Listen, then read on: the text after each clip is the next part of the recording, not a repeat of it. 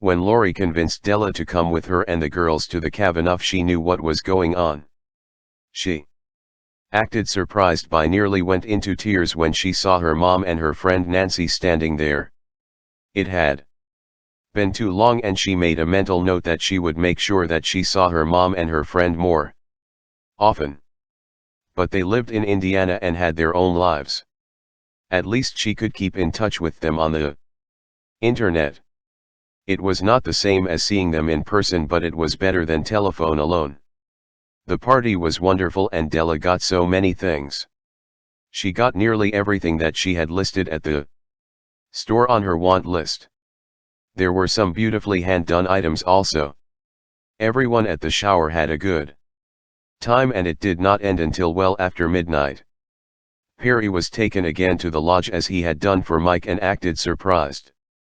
The party was much like the one that he had thrown for Mike. But this time he was going to be careful of what he ate and drank.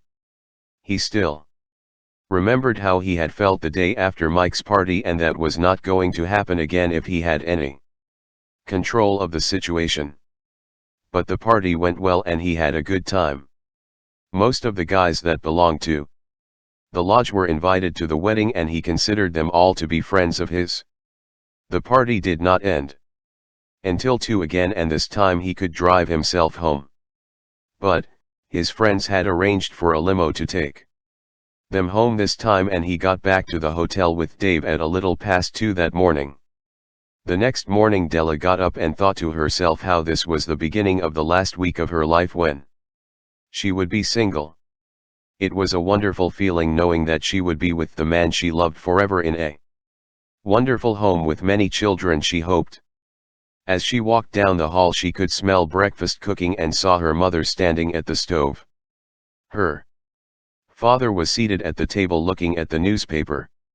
He smiled up at her as she came into the kitchen and poured herself a cup of coffee. "How was your night, Della? I heard that you had a shower while we were enjoying the bachelor party," he smiled. "I did, and thanks to Lori and my good friends I had a fantastic time. We were given so many gifts, I just don't know how to thank everyone. People have been so generous to us," Della told him as she leaned over to give him a sweet kiss. After breakfast Della took her family to the new house. They had never seen the house and she was excited to show them the home. It was starting to look like a real home and she wanted them to see it. As they pulled into the driveway, Della was pleased to see that Perry and his parents were there. He was showing them the home and she could tell that they were both impressed. Both families worked together and by the end of the day the house was almost completely unpacked. There were just a few things left to do and Perry and Della assured them that they could finish up. Perry offered everyone a chance to go out and get something to eat. It was decided that they would go out for spaghetti. And after they had all freshened up they headed out. Mario was thrilled to have his favorite couple and their parents at his restaurant. He had never met their parents and found them just as charming as Perry and Della. He served them personally that night and made sure that they were all treated as special guests. Both the Streets and the Masons were impressed with the food that was served, and at a little after 9 they headed back to their temporary homes. Della and Perry knew that they should spend some time with their parents, so they said their goodnights and each family left for their temporary locations. Perry invited everyone to the Queen Mary for their Sunday brunch and everyone gladly accepted. Mr. and Mrs. Street and Mr. and Mrs. Mason and Della's best friend all came together with Lori and Mike and Della and Perry. They had a great meal together and enjoyed the ship. Della's parents were very impressed with the ship and were glad that their daughter was going to be married on board her. For Perry and Della the week seemed to be a blur. Everything was ready, and as the day got closer Della got more nervous. But Perry, he was her strength. He held her tight as she stood there and swayed when everyone kept calling and verifying everything. The house was done and she had gone to the dressmaker's to pick up her dress with all the other bridesmaids. Perry and his crew had gone and picked up their suits without incident.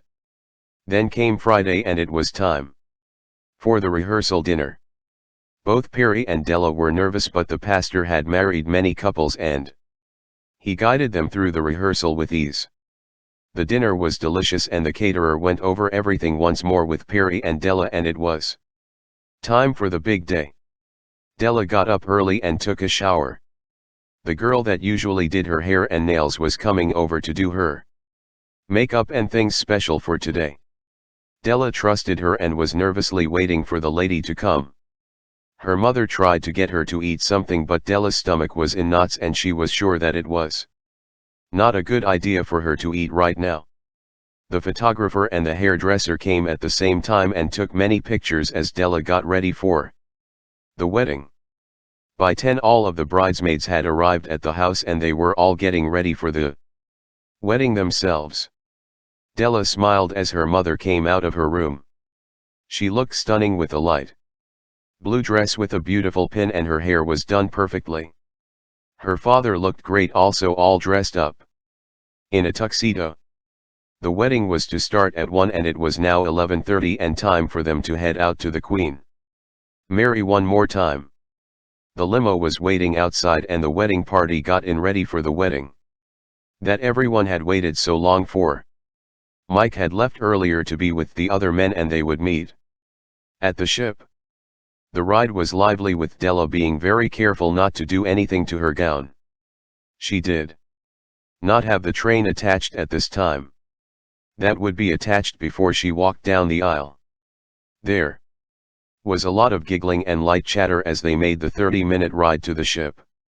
The organ was playing and the soloist was singing as they arrived in the back room far from where the men were now waiting for the ceremony. Perry had not slept well the night before.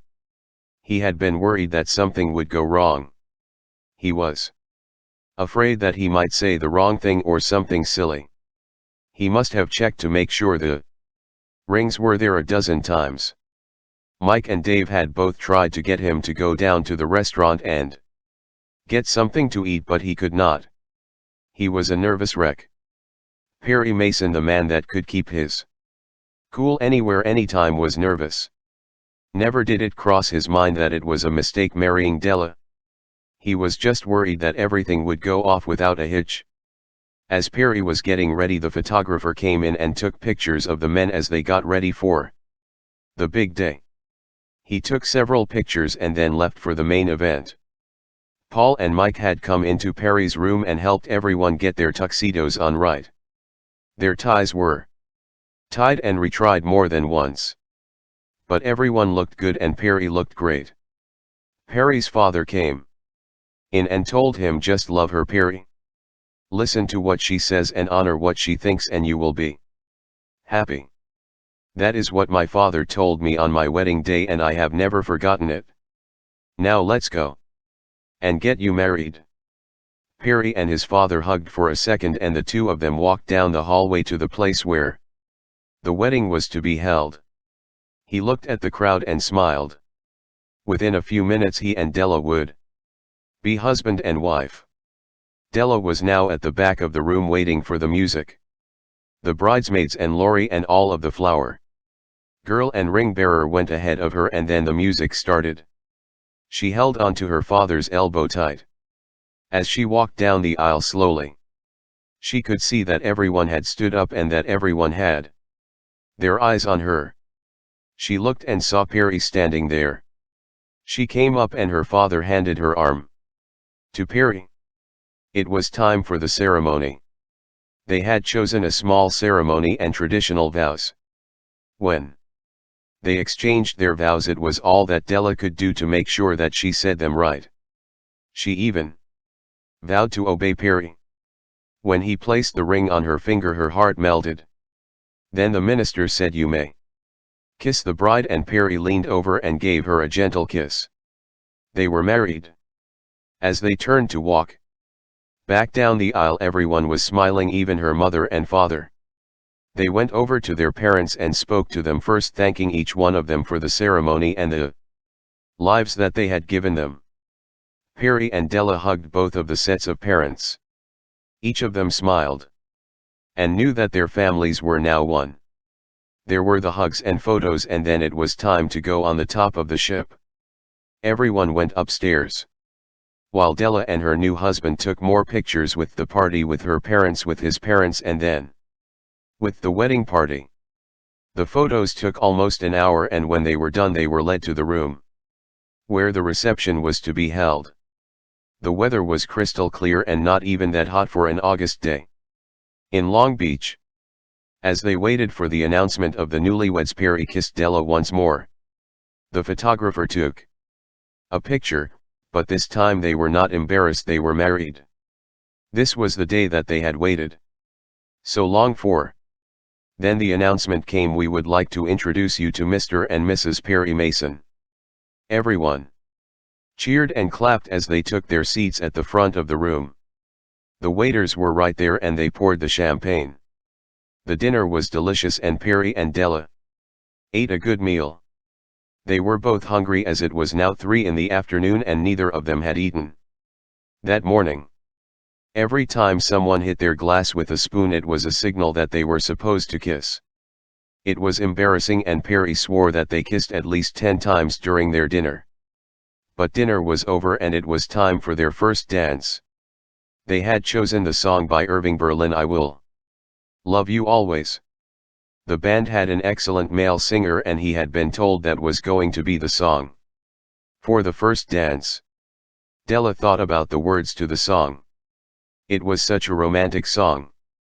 Irving Berlin had written the song for his wife on his wedding day.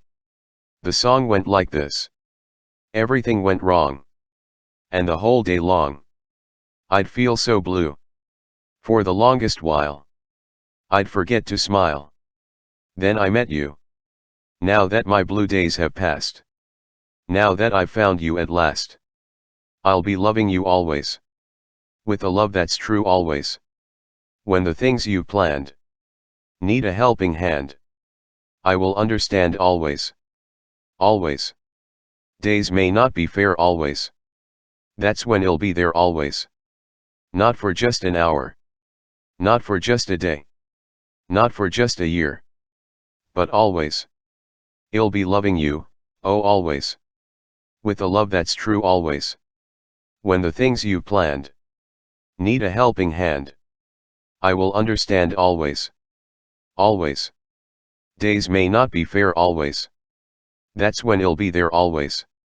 Not for just an hour. Not for just a day. Not for just a year. But always. Not for just an hour. Not for just a day. Not for just a year. But always."